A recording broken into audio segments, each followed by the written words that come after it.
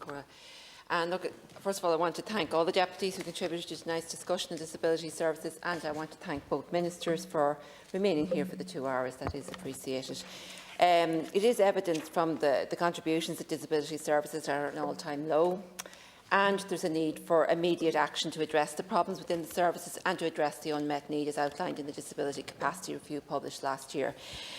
And I suppose so I need to call again for to publish the Disability Capacity Review Action Plan without delay. Like we were told in here in July that it was within weeks of being published, and now we're being told more or less the same thing, and it's mid-October. So it really, really needs to be published without delay. Many contributors referred to children's disability services, and I want to address a number of issues here. I mean, the problems identified within disability services are the recruitment and the retention of staff. And the reasons staff are leaving the disability services are varied, but some of the reasons could and should be addressed without delay. Now, the new Progressing Disability Service does not seem to have a dedicated clinical lead. Like, as far as I can see, it was established without proper planning or foresight, and it is basically rudderless. I mean, it needs leadership.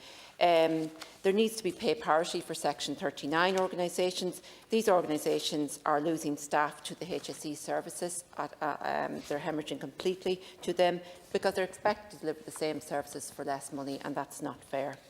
The recruitment process is still very cumbersome and I don't think has been addressed.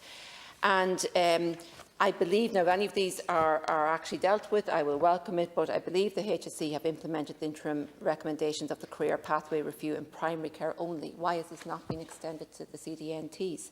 I mean, why are there not incentives offered to work in CDNTs, something similar to, say, nurses working in ICU?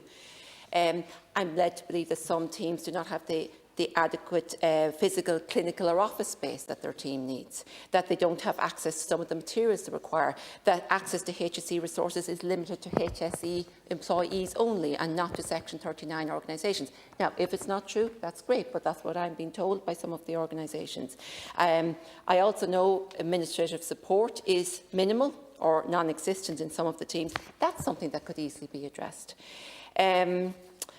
Also, the Health Services for Children in Ireland, a guide to workplace planning, set out the ratio of minimum staffing requirements for the different grades for the CNTTs. The HSE are advising that this document is no longer applicable to the Progressing Disability Service. I don't know if that's true or not, but that they have not produced any replacement policy or methodology to determine how the CDNTs need to be staffed. And there are also concerns about gaps emerging in the provision of clinical supervision, which could lead to risks within the services. Also, following the High Court decision in March of this year in relation to preliminary team assessments, I believe there was engagement around the development of a new standard operating procedure, and that guidance was developed. I'm not sure that that guidance has been delivered. I'm being led to believe that the AON process is still a little bit in limbo since March. And also you talked, Minister, about the therapists going back into special school settings and that there was an issue with Forza on that. I'm led to believe the issue is that the therapists going back into the special school settings are being taken from the CDNTs, and that is the issue. Now, you can clarify that or not, but I mean, these teams are already savaged. They're already under-resourced. They can't afford to lose therapists. So we need them in our special schools, but we also need them in our disability network teams.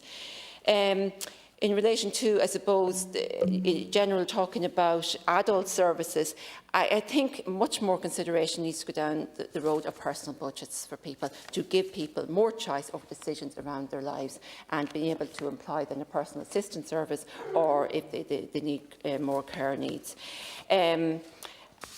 A number have mentioned it, and I mention it again, ratifying the optional protocol. I mean, it's bad enough it took us 11 years to ratify it after signing it, but the fact that the optional protocol is still not ratified, both should have been ratified together, and that hasn't happened.